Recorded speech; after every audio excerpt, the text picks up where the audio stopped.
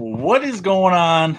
Welcome back into Buckeyes Battle Cry. Peter and Rob here for you again on another Thursday night. My goodness, the season is almost here. We couldn't be more excited, and it's gonna be a fascinating another 2024 campaign.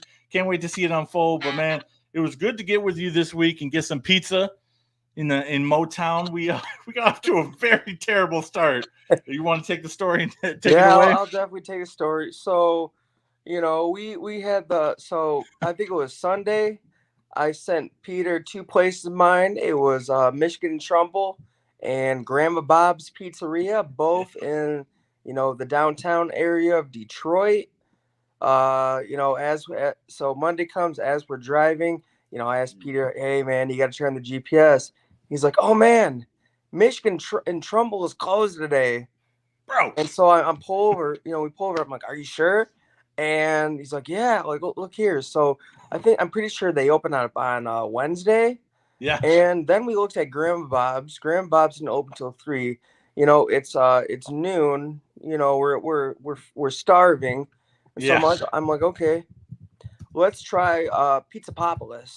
I had a Louis again the other night with some family. It was pretty good. It was. Yeah. So we went to Pizza Popolis, and this is top. I mean, this is legit Detroit style pizza. It's light, it's fluffy. There's a good amount of cheese. The seasoning is on point. Mm, Um, the right amount of sauce, and when you bite down, you get that crunch taste, man. yeah, you get that I don't know crunch. how they did it, man. They had the perfect fluff to crunch combination. Like, is everything you want in a piece of pizza for Detroit style deep dish. That's what you want. Yeah. So I was really I was I I mean was a little I when we took a pulled I up. I was suspect because I was like, this place looks pretty new. It's in a nice no, dude. shopping Pizza center, but Popolis bro, it delivered. so Pizza Popolis has been around forever. They used to be known for their Chicago style pizza. That used to be their specialty. Mm, My cousin told me that they used to be in Greektown and shut down. okay. So they've been How is around they don't have the Greektown forever. location anymore then? But I warmed up my piece in the air fryer the other day. Man, top If notch.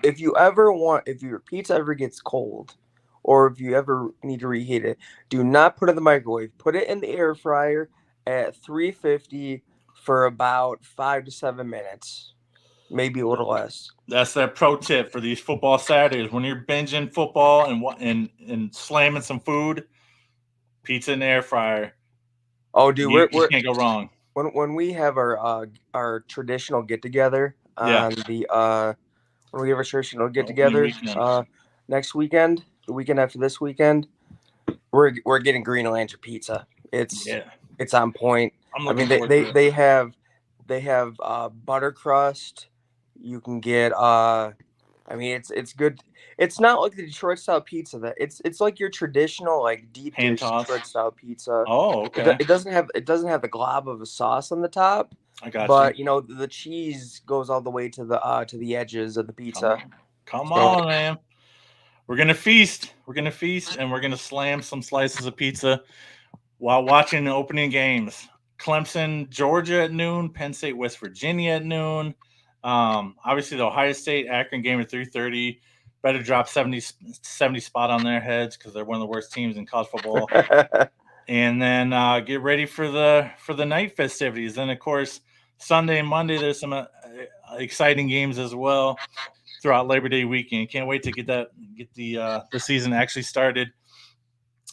Just some quick thoughts. Like, I know you're pretty down on Florida State for this year. Florida State, Georgia Tech over in Ireland. Game day is actually going over there for some reason for week 0. oh yeah, Um, they always do that week 0 game and how do you see that one playing out? out of the United States. Uh, so Georgia Tech versus Florida State. Yeah, Georgia Tech Man, no longer an option team anymore. They abandoned that about 4 or 5 years ago. I don't know, man. I think Georgia Tech was a decent team last year. They Yeah, I they weren't know bad. that they beat the Canes in the last second after that mishap when Yeah, Miami buddy. should have they should have downed the ball. Yes, They decided to run another play. Only God knows why.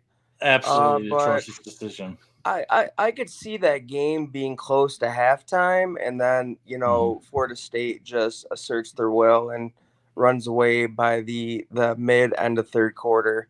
Yeah, yeah. No, I tend to agree. I mean, even though Florida State lost a lot of talent off of last year's 13-1 team, um, they still should far out talent the Yellow Jackets, and so that'd be interesting. But man, both you and I obviously we love college football. And we can't wait for it to get back. But I remember last year's Nebraska Illinois game was in week 0 was one of the worst football games I've ever consumed in my life. It was god awfully boring. I think the halftime score was 3-2, if I'm not mistaken. Wait, who did Nebraska play? Illinois in the opener overseas also. That was pretty bad. Dude, I crave football and I crave opening kickoff all year, but I turned that junk off, bro. I was bored to freaking tears. And so, I know. I'm not going to tune. I'm actually going to miss the Florida State Georgia Tech. That should be a better game than Illinois Nebraska was last year. But yeah, I'm gonna miss it too. Miss it this year, so I'm gonna miss it. I'm gonna miss the game too. Sarah and I were going to the Lions, Pittsburgh Steelers preseason game for her birthday. So, yes, sir. That'd be a good time, man. Good to see a little Justin Fields action, see what he's all about. Maybe Russell Wilson, and hopefully, that's gonna be a battle throughout the year, I think, unless injuries become a part of the story as well. But let's dive into it, man. As advertised, of course, we have our playoff predictions. Our first 4 seeds obviously get the automatic bye, which is a huge thing to still win your conference championship. So we're going to predict the 4 teams winning the conference titles. ACC was extremely hard for me to pick. It's a toss-up for me. Big 12 was also ridiculously hard. But I think I came to a pretty good consensus once I picked it all. And then, of course, we'll get into who else makes it seeds 5 through 12. Of course, one group of 12 team will always make it, even if they don't deserve it. Technically, they're going to get a seat at the table.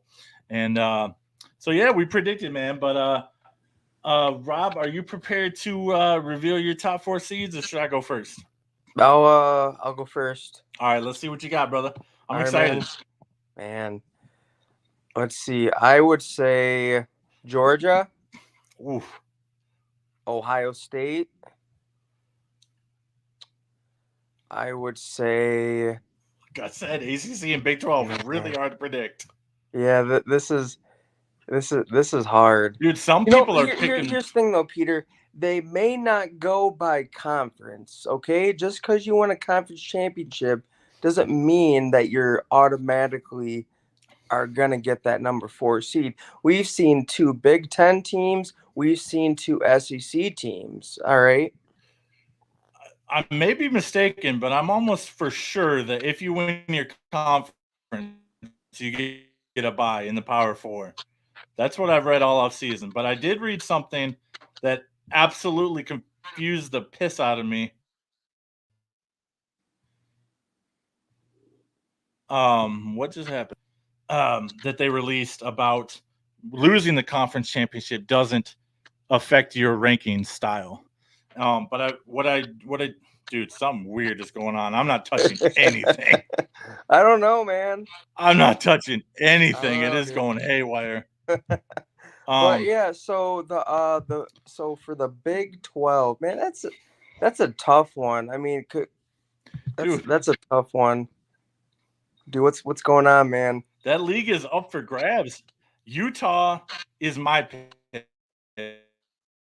Now, I just wrecked it. I know I just rerolled my pick. But, dude, it's between Oklahoma State, Utah, and Kansas for me. Cincinnati is a foregone conclusion. They're not nearly as good as they have been. I'm going to go with Oklahoma State. Oklahoma and Texas are out of there. Oklahoma State was not that far behind from being real contenders in the Big 12. Now that the big boys on the block are gone, Oklahoma State and it's going to be between Oklahoma State and Utah. I Kansas think is gonna that's a conference title game. Kansas is gonna be a close third. All right, for ACC. So the big dogs. I mean, I can't just discount Miami due to their horrendous finish and the fact that Cristobal is their head Right. coach. I mean, they could be there due to talent. I mean, Good. luck could be on their side. They could just have just They're a enough talent trendy to pick get right the now, job dude. done. Yeah. So it's going to be between Miami. I've seen more YouTubers and mainstream. Go ahead. It's going to be between Miami. Go ahead. Florida State.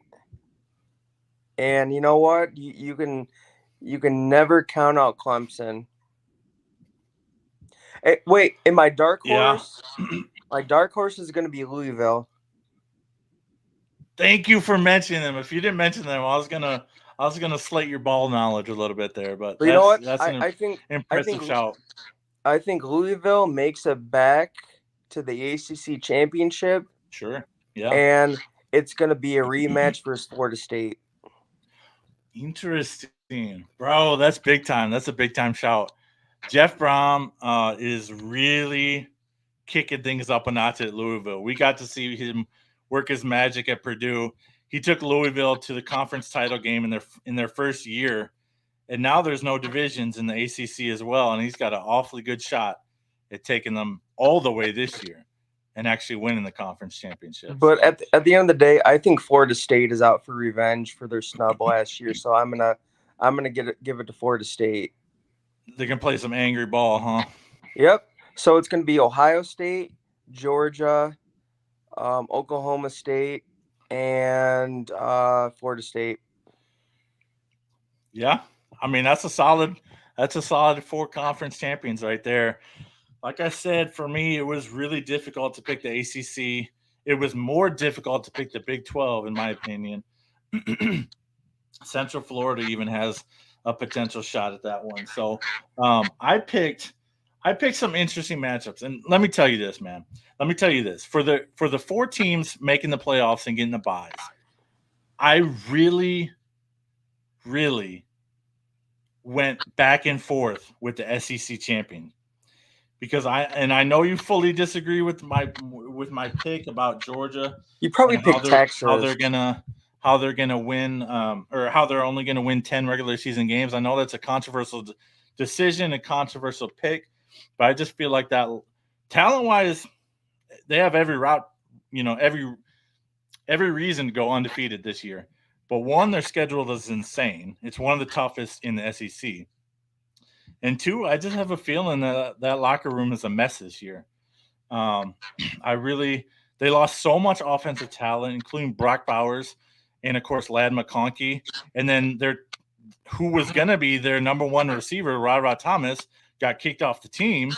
So, yes, they returned Carson Beck, and I do expect him to be in New York City as a Heisman finalist. But, golly, they lost a lot of offensive talent. Now, defensively, good gosh, man. Good luck moving the ball on them. But wait a minute. Didn't Georgia end up with a 5-star wide receiver? If he is good, he's a freshman. We'll see how he does. I don't know, man. I mean, if you look back at their recruiting classes, they're too talented to just bow out and go away. And plus, it's not me questioning their talent. Like I said, they have the talent to be 12-0, undoubtedly. I just think their locker room's a total cluster mess right now. I mean, if Urban Meyer got the job done in Florida with what we all know what happened there, I think Kirby Smart's going to be fine. He did, but he went 8-5 in his last year with an insanely talented roster at Florida. So it all came crumbling down for Urban. I mean, are you sure it was a talented roster, or are you just counting stars? No, I mean Florida's 2007 and 2008 classes were absolutely astronomically insane. They should have absolutely been way better than 8-5.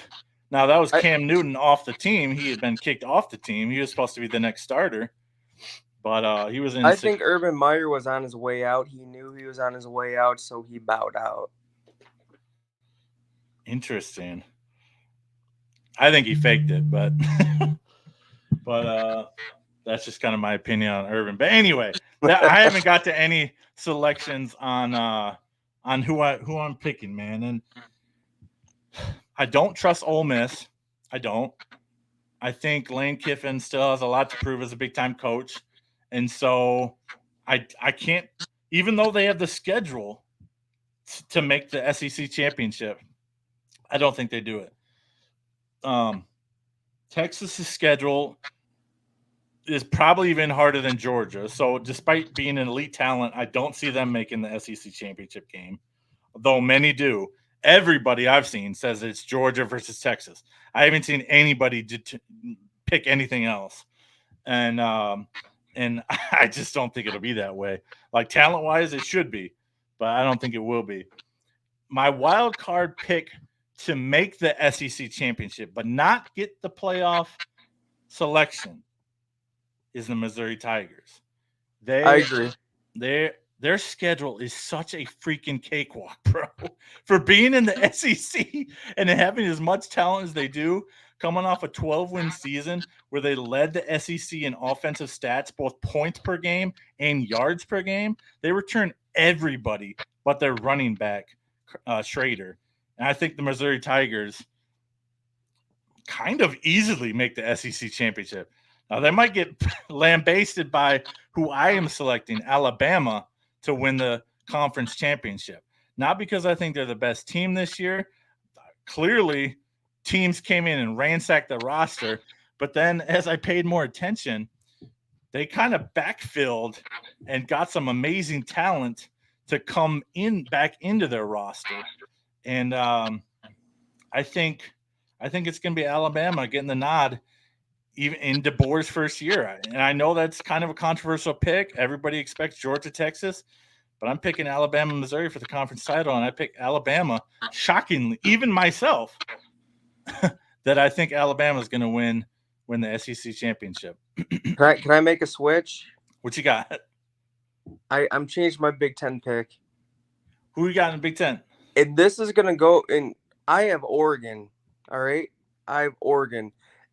Ohio State has a date with them in Eugene. It's a night game. You know, there's a big time change. There's going to be a lot of emotions. It's going to be a really big game. But Ohio State will more than likely lose this game. And you know what? I want them to lose this game, and here's why.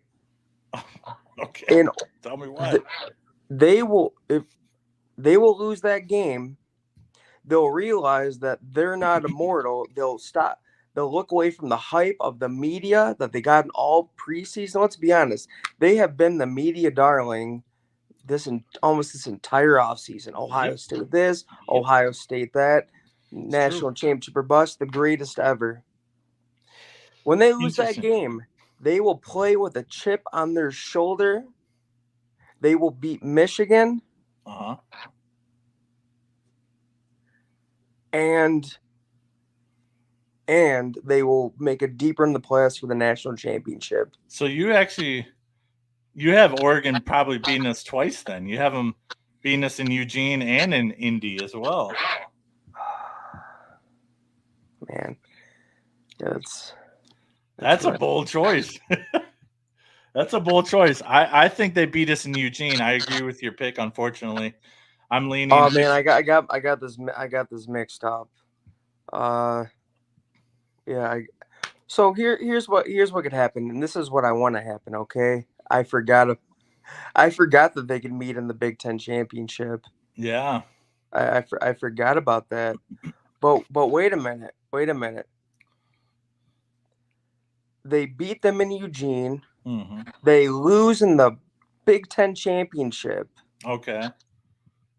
And then they play with a chip on their shoulder for the rest of the year.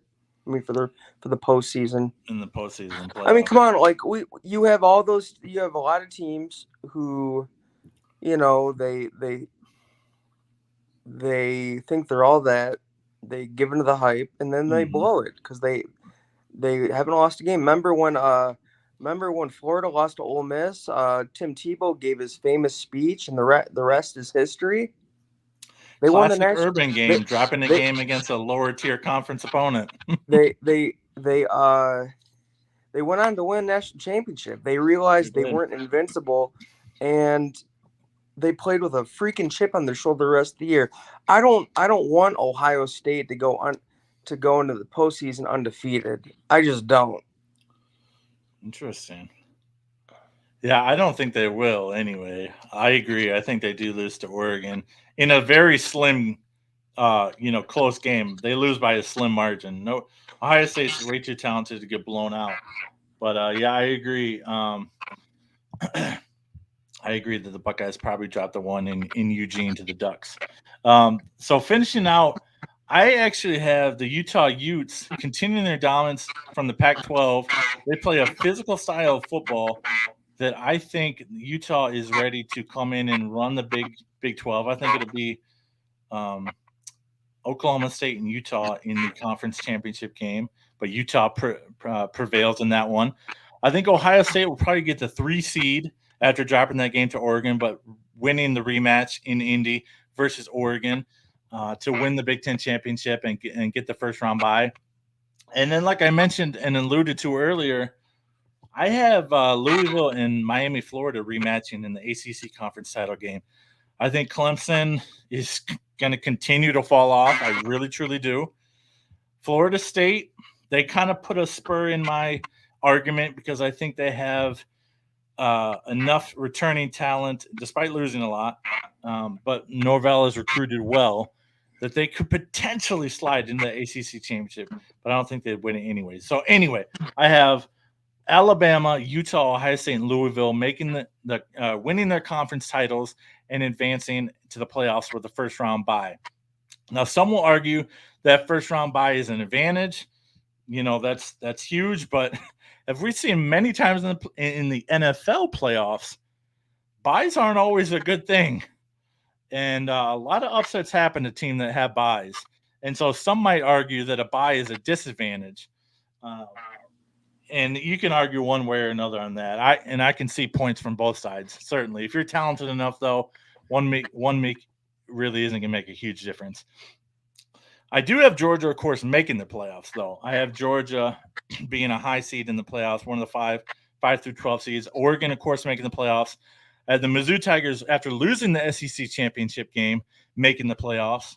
I have Miami, Florida, after losing the ACC championship in the playoffs. Of course, Texas, the Longhorns, I think, are going to make their case made, despite missing out on the SEC championship, in my opinion. The Penn State Nittany Lions, their schedule is a joke this year. They play one uh, of the top 4 teams in the conference, and that's our Ohio State Buckeyes in Happy Valley. A game you'll be at, man. Can't wait for you to attend that one and report on that one. And then, of course, the the Group of 5 team that I have making it. This is also very hard. You got a bunch of teams from Coastal Carolina. Liberty went 13-0, got absolutely shellacked by the Oregon Ducks in the New Year's Six playoff game last year after going 13-0, winning the Sun Belt Conference. I have Appalachian State winning the nod for the Group of 5. They've been to a bowl game every single season. They've been eligible. They've won the majority of their bowl games, and I think it's time for them to return to the top of the Group of 5 powers, if you will, Peter, and just because. making it. So I think 3 Big Ten teams will make it. 3 SEC teams will make it. I think 4 SEC teams. 4. So the SEC teams I see making are Georgia, Alabama, Texas, and Missouri. Nice. Yeah, I could see that too. The 3 Big Ten teams I see making it are Penn State, Yep. Ohio State, and Oregon. Yep, we agree on that. Michigan is a maybe. So there could be 4 Big Ten teams. There could be 4 SEC teams. That leaves 4 open. I mean that leaves the ACC. Actually, wait, no. That leaves only 2 spots open. So who are those 2 spots left going to be?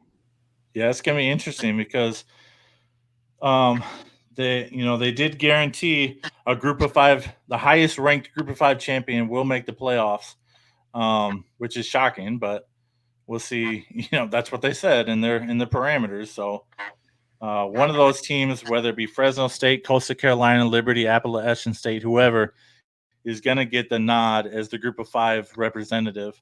So that's why I just picked Appalachian State, because I think they're the best of the group of five teams this year. I mean, I just gave my top 10. You had those 4 teams from the Big Ten, 4 teams from the SEC. You have Florida State, and you have Oklahoma State. Mm-hmm. Yeah, it's gonna be fun, man. I don't So know who gets those last 2 spots. I'd have to look more into it.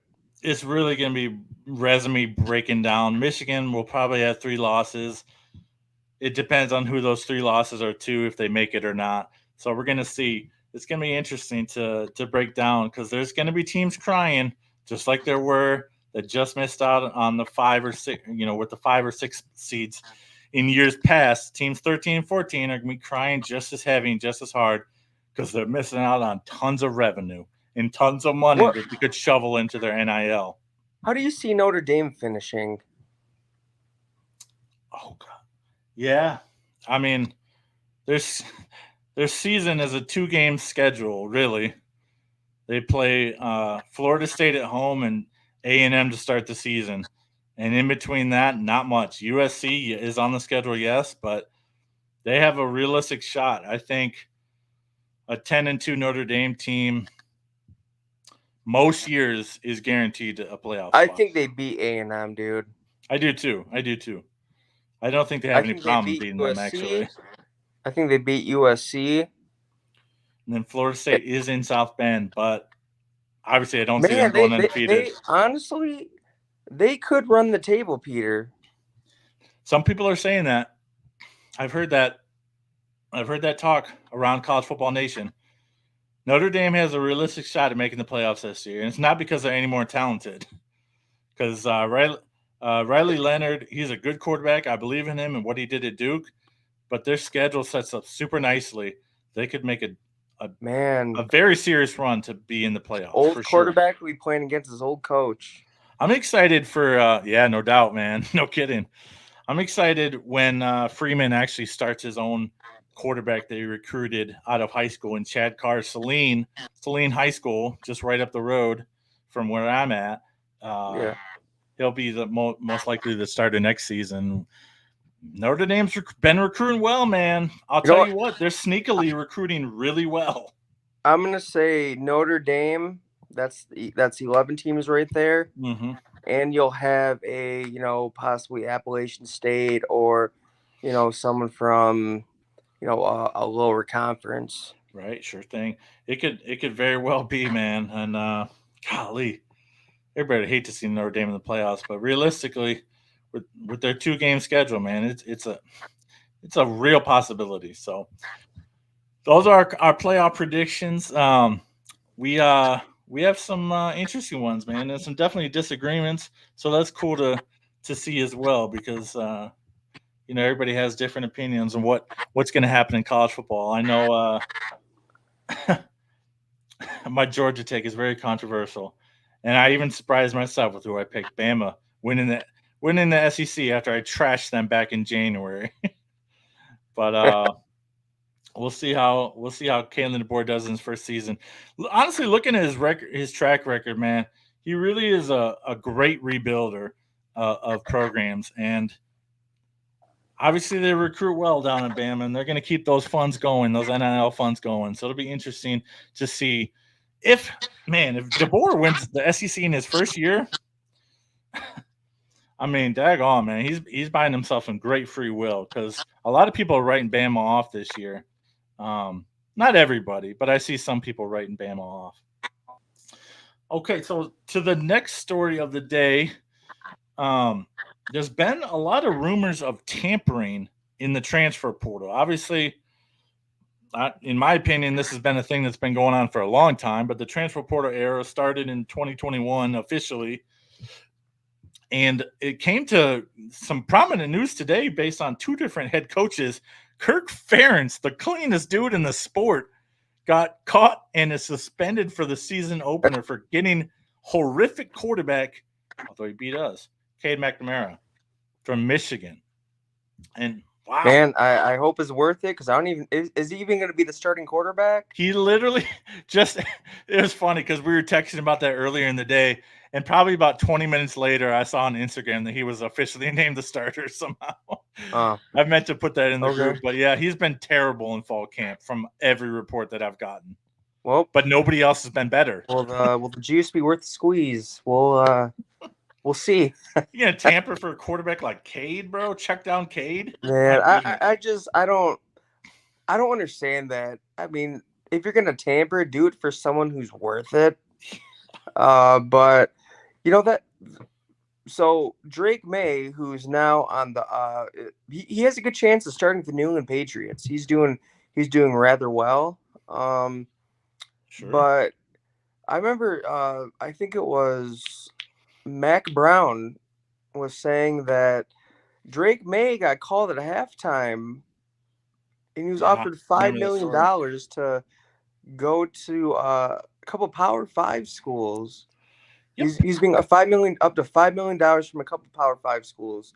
And this was halftime of a bowl game. I'm pretty sure there's been some tampering by USC because there was rumors that USC was trying to go hard after Henderson, Abuka, Harrison. Sure. The season wasn't even over yet. I mean, it didn't happen, but I mean, when you have rumors of that, the season's not even over. That is definitely tampering. Oh yeah, there's another one. The Colorado State coach, came out of the basically went to the press and said, "Hey, my star quarterback and my star wide receiver, they were offered each $500,000 just to get into the portal." That was a story during last season, wasn't it? That is what we're working with in today's college football world. And you know what? There needs to be some regulation. I mean, this is literally the wild, wild west. I mean, I wouldn't be surprised if, it's turning it. I mean, can't you transfer in the middle of a season? Not during the middle of the season. That's about the only time you can. There are a couple.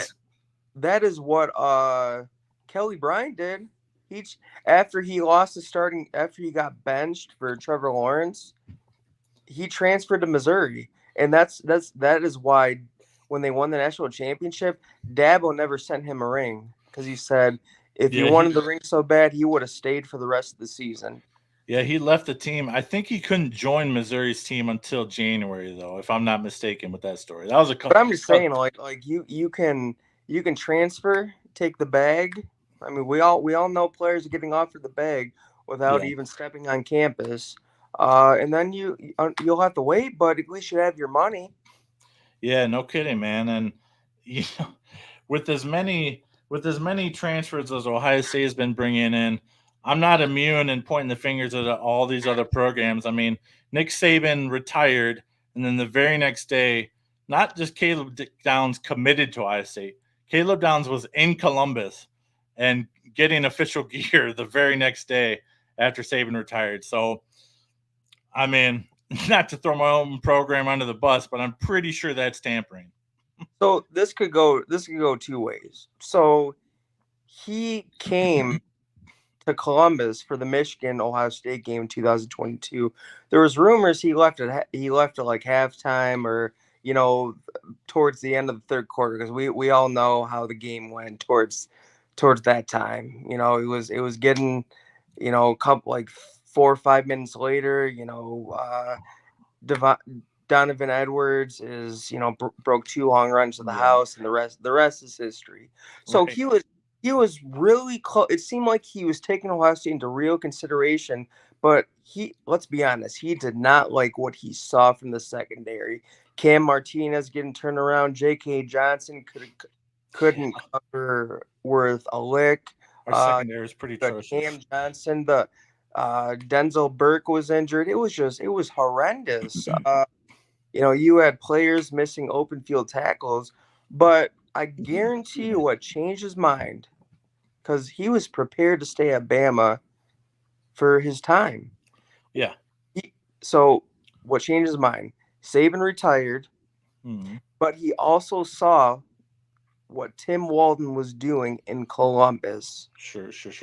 I mean, come on. They were like what? They were ranked the number one pass defense in the nation. Did not give up a pass of 20 yards or more. Right. And then Saban retires, and it shows me that he's more committed to the man and not to the program. Now, is it fishy that he was literally in Columbus the very next day? Absolutely, it's fishy. But arguments could be made against that there was actually tampering. So Yeah, no, I get you, and you have a fair counterpoint for sure.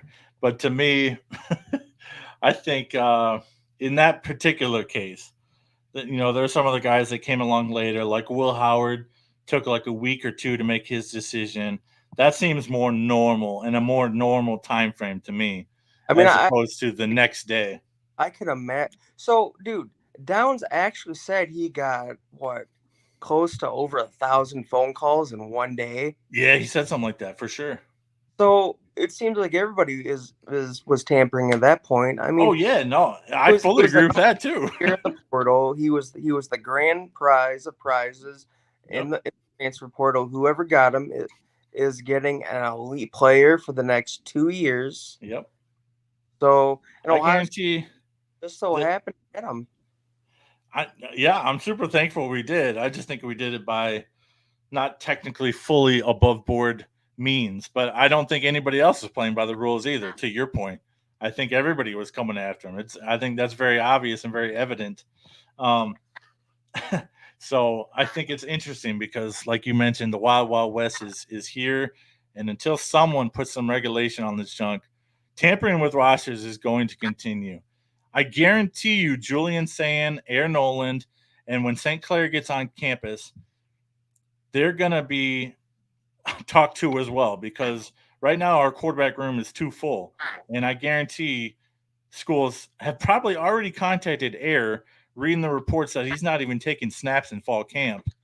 I guarantee schools have contacted Air Noland to potentially transfer after this season concludes for Ohio State. So it's a constant thing for coaches now to not only recruit your roster, but re-recruit your roster and keep them engaged and make sure they're not talking with other coaching staffs and other universities. Because I mean, here's the thing, though, Peter. Couldn't you get in trouble for tampering in the NFL? I guess so. Yeah.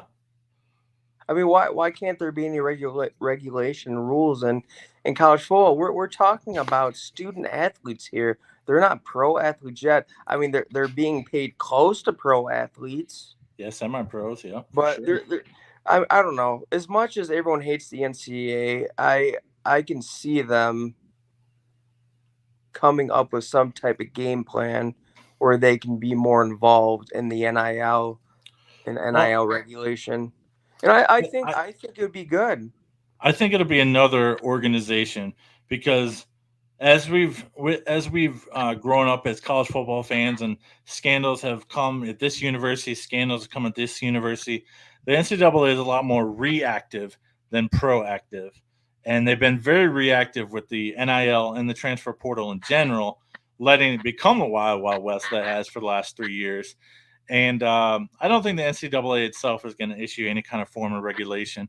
I think it has to be an outside organization, which once the NCAA completely crumbles and goes away. But that's another talk for another day. But I think tampering will continue to go on. I saw a clip on Instagram today after the Kirk Ferentz story broke that Alabama is engaging in tampering themselves, because the Lou Groza Award winner from last year, the kicker?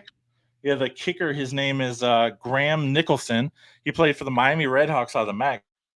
Won Lou Groza, and now all of a sudden he's on Alabama's roster, and Miami's head coach is pissed about it. And he called him out in an interview today with the local reporter, and or at least sometime in this offseason. about Alabama tampering with their kicker. He said all of a sudden he was gone and he was in Bama. We know exactly where he is. He's not on our roster anymore. He's in Tuscaloosa. Yeah. And that kind of cracked me up. So it's just one more thing that coaches have to deal with. And that's why I think there's so much NIL staff being put into place at universities. We've seen Michigan double their NIL recruiting staff. And Ohio State just today hired away LSU's recruiting coordinator and event coordinator for all their recruiting events and NIL functions away from the Tigers. Wait, who did? Ohio State did today. They just hired a new recruiting coordinator for events. And because we lost ours to Michigan, of all places, a couple months back now. But it'll be interesting to track this going forward. I think tampering always really has been a part of NCAA football, and it will continue to be a part of college football. And when you have stacked rosters like Ohio State does, you have to be wary of teams and coaching staffs coming in to you to pluck your players. I learned this actually in reading about this Kirk Ferentz story. DJ Uiagalelei, his dad funded or started an LLC, an organization to help recruits manage the transfer portal process. Obviously, DJ has been through it twice. His son Mateo is a linebacker for the Ducks. He gave this interesting advice. He said, don't enter the transfer portal on. This is what he tells every recruit that works with him. Don't enter the transfer portal until you have a destination. And I was like, wow. Well, that just kind of unveils that there's tons of tampering going on because his advice mainly is so you don't get contacted by a billion people at the time, just like Caleb Downs did. But it's one of those things where it's just going to continue in college football. We're going to have to deal with it. So it is what it is, man, is what I say about it. And, navigate those waters as best you can. But speaking of Caleb Downs, like you mentioned, man, he had quite the quote earlier today, or yesterday, I guess it was. He said this is they have the potential to be the best defense that the sport has ever seen. Not just Ohio State, Man, the that's sport has ever seen. dude. I think that's a little high. Yeah, I mean, if you go all the way back to the 01, 02 Canes, You got to talk about the Canes. They had a lot of first round draft picks. Oh my gosh. I'm pretty sure I'm pretty sure Ed Reed was on that team as well. You had Jonathan Vilma. You had Jerome I forgot Douglas, the defensive tackle. Yep. Yep. You also had Vince Wilfork. Mm-hmm. Gosh, who else was there? Those are the main players. They were monstrosity. Then you got to talk about one of the Clemson national title winning defenses, probably 2016, as one of the best defensive lines ever, maybe. Yep. And then you have the Michigan Wolverines. You have the 2014-2015 Ohio State Buckeyes. Sure. LSU and Alabama had a really stellar defense in 2011. Goodness gracious. I mean, that was a fun regular season game to watch. It was field goal after field goal, one of the best defensive showings that probably college football has ever seen. Yes. I'll never forget Reed's interception in the end zone. Goodness gracious, right? It was incredible. But then, Alabama came back in the national championship and just one of the best defensive showings that I've seen. Great adjustments. Completely shut them down. They pretty much shut them down. Did LSU score 3 points in the title game? I think that's all they mustered. I don't remember. All I remember it was like a night and day game where, Alabama's defense left off where it started against LSU in the regular season game, and then it was a game of field goals, so they didn't really miss a beat at all. Everybody was pissed about that rematch. Down, they were able to get it going on offense. Yep, I'm pretty sure that final was 21-3 Alabama just completely took away LSU's offense from the game. There was no contest really. Yeah. And The 2018 Clemson Tigers were defense was pretty stellar. You also had the 2019 Ohio State Buckeyes, yeah, they're right up there and dominant for sure. and And then then you I have the 2023 Michigan Wolverines. yeah, I would say 21 Georgia is in that conversation as well for Oh best yeah, I ever forgot. 20. Oh defenses. my gosh, 21 Georgia. They were What about absolutely what about just 22 loaded. Georgia? Actually, no, not 22 Georgia. I They think were the 21 defense was yeah, better the for the 21 Bulldogs. defense was on top. Still Like stout in well, 22 for Georgia, but 21 Georgia, golly, man, nobody could move the ball on them. Nobody. It was no, insane. nobody. It was hilarious watching Michigan muster 8 points in the playoffs against them. Unfortunately, they got the deal done 2 years later. But yeah, that Georgia defense was elite. As like you said, there was the Michigan Wolverines 23 defense. So I mean, let me say this. They had the number one passing defense in all of college football last season. They're returning pretty much everybody. Plus, they added Caleb Downs. yeah, I feel like they're gonna have better linebacker play. I mean, love gosh, Eichenberg and Chambers. love Tommy Hitman Eichenberg and Steel Chambers. But they weren't really good. Dropping back in the pass coverage. I mean, I Yeah, feel like you're going to get that in Cody Simon and Sonny Styles, yeah. possibly CJ Hicks, but he's going to be playing more the jack position. In order for it to be complete, I Mhm. want to see the edges step up and the defensive line. Now, I think they were what top 25 in terms of the run game, possibly. I don't remember the statistics versus the run. Not as stout, but still pretty No, it stout. wasn't. It wasn't a stout. Clearly, that showed against Michigan and gosh, what were some other team? But yeah, it wasn't that stellar in the run game. In order for it to be complete, they need to be stellar in the run game. Because you know Yeah. what? When you have the number one pass defense, but yet your run defense is top four. I'm pretty sure it was top 40. Oh, I know it was. I mean, Penn State didn't even have like 50 yards rushing against us, and they had two of the best tailbacks in the country last year. So Yeah. So I think that their run stop really needs to step it up. I want to see more. I want to see more from the edges as well in terms of turning those pressures into sacks. everybody wants to see that, man. Frick.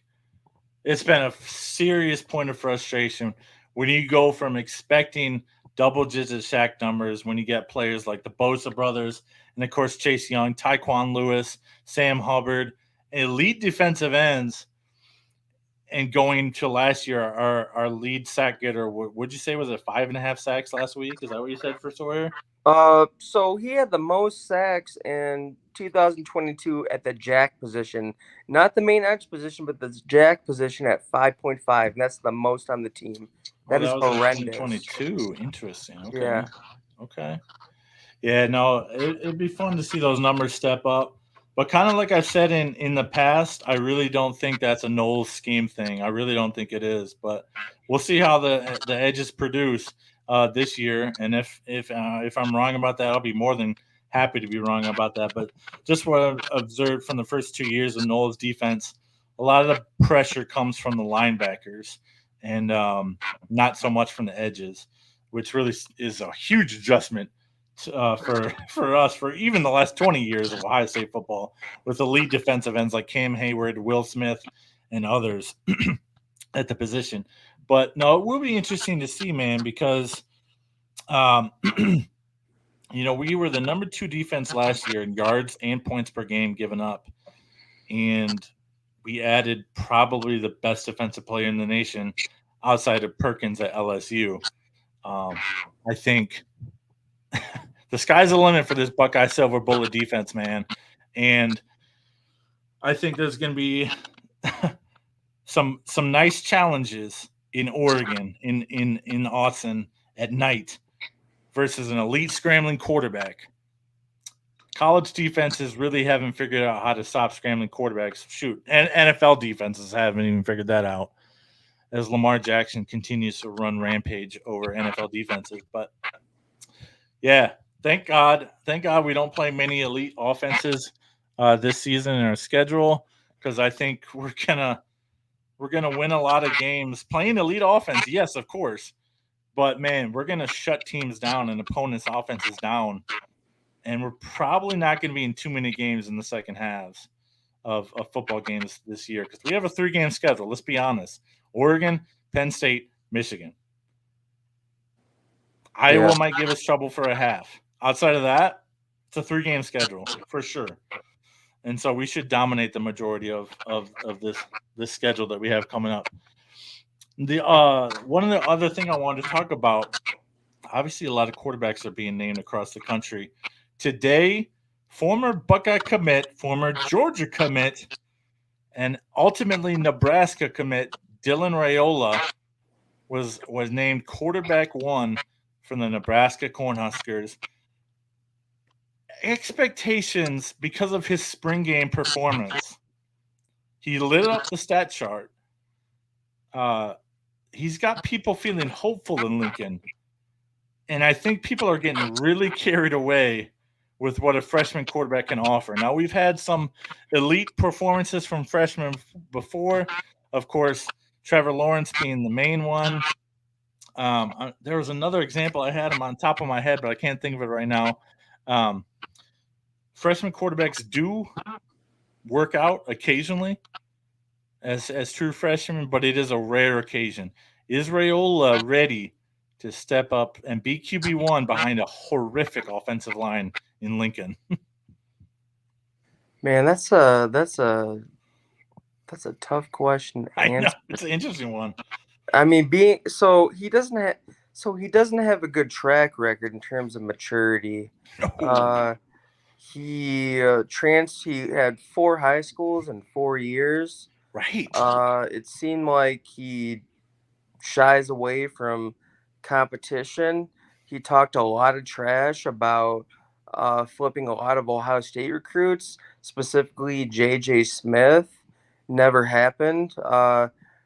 What's his face? Who? Oh yeah. KJ Bolden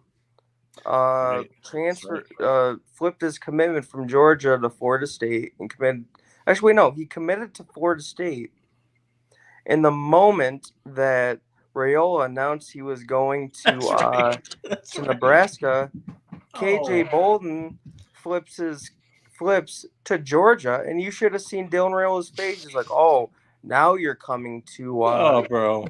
And the funniest thing, like his senior year, when KJ Bolden and Edric Houston looked like they were trending towards Ohio State. We know the story of Edric Houston. He committed to Ohio State. Right. Looks like he's going to get some playing time this season. I can imagine KJ Bolden is going to get some playing time as well, but it was obvious he was trying to recruit them. They just didn't want to play with him. He couldn't. Oh yeah, Ryan Wingo. Where did he end up going? Is he at Georgia? I don't have the slightest clue. All right. So he couldn't even get many top-notch wide receivers to that was your point. Play with him. He couldn't recruit anybody. So that should tell you where his mindset is in terms of, can I take over this program and be their hero, their savior? Could I be the savior of Nebraska football and bring them back to relevancy? And I'm gonna have to say the expectations are way too high for the first year. I mean, the foundation isn't quite built yet. I would say that they lose about 5 games this season. I can see it. And, it steadily improves, but I think expectations are set way too high. He's not mature enough yet. No, he's not mature enough. And he has no weapons in Nebraska. Let's be clear about that, too. Yeah. It seems like he's another, kind of like a more talented Spencer Rattler. Sure. Just the maturity is not there, and I guarantee you, at the first sign of adversity, like he would have transferred from Ohio State. There's no way he would have sat behind. Uh, Right. he probably more than likely one of the keys at Ohio State, I'm no sure. matter what, and that just wasn't going to happen. That's not how it works. So I think at Oh, the first sign of at adversity, he could transfer. this is a really weird thing to say, but I mean, how mad would you have been if Ryan Day had promised this Ohio State roster to a true freshman Dylan Raiola? Oh, I, like on one hand, awesome, 5-star recruit. On the other hand, heck no. I mean, could he be the next Trevor Lawrence?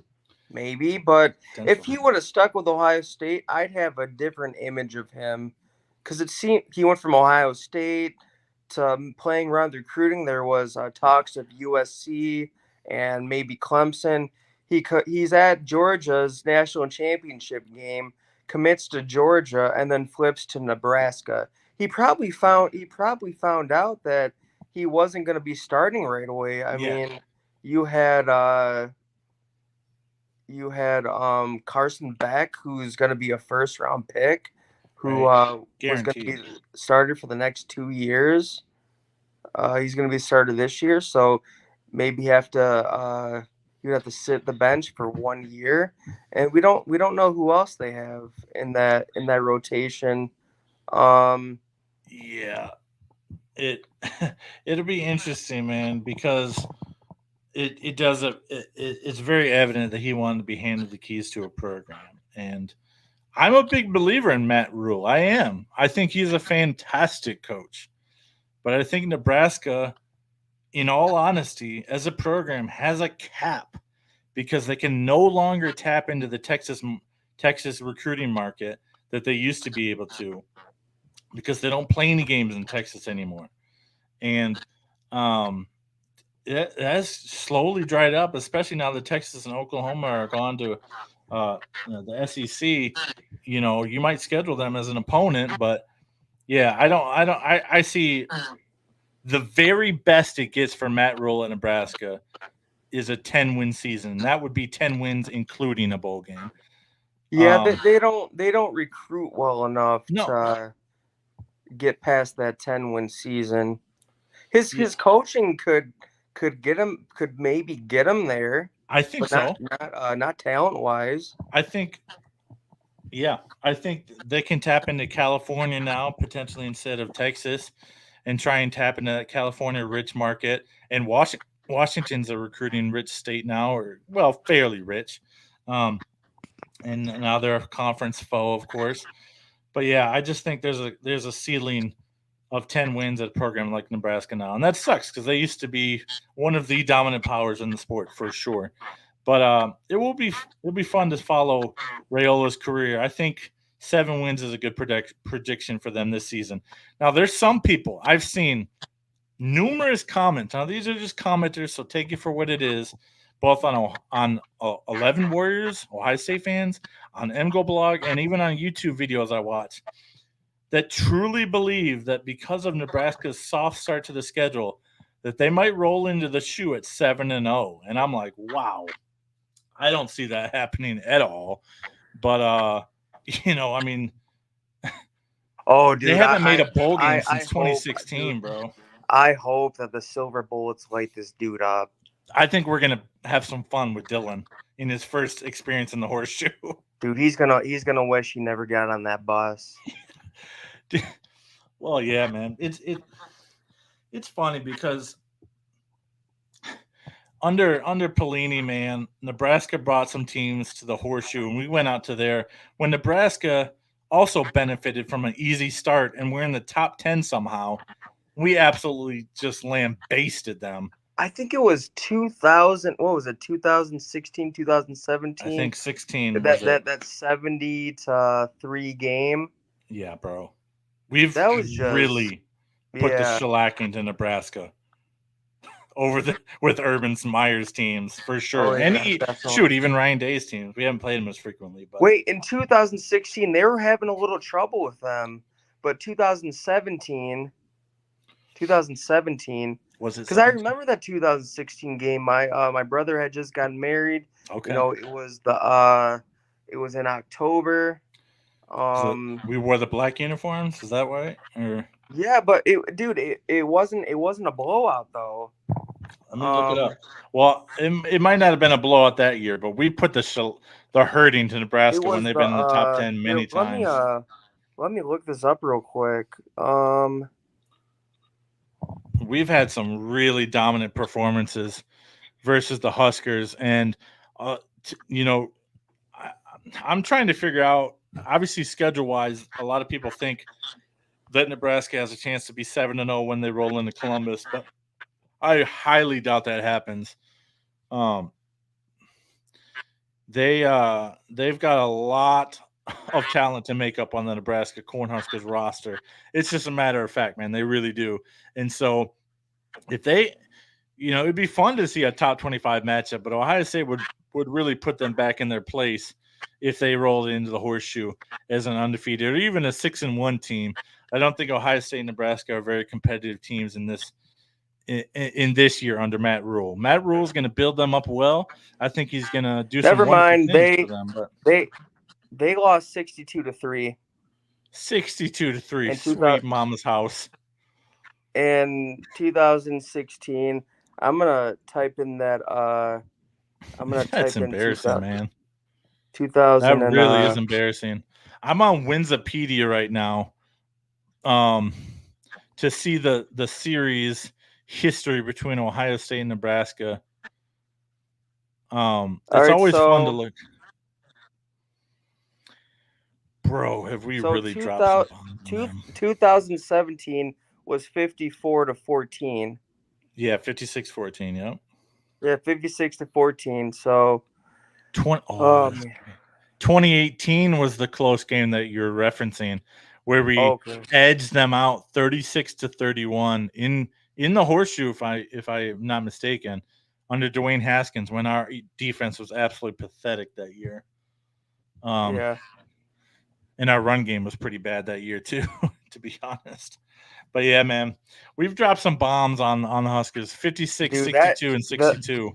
The game that I remember most in the 2018 season, not only shellacking Michigan, but that Maryland game before. No kidding, man. No kidding. In the 2018 season you're talking about? Oh yeah, it went overtime. If they did it go in overtime or Maryland tried to win it in regulation with a 2-point conversion. That's right. And then he missed the pass. We were FaceTiming that game because I had an event that I was supposed to be at. I was at a play. Yeah, you want me to do Facebook, and I was like, bro, I have to see this game. Facebook Messenger, and so I aired it to you. That's right. Put the screen on the TV. I need to see this. That's how I saw that game. That's how addicted I am to college football, man. But yeah, that was good times, bro.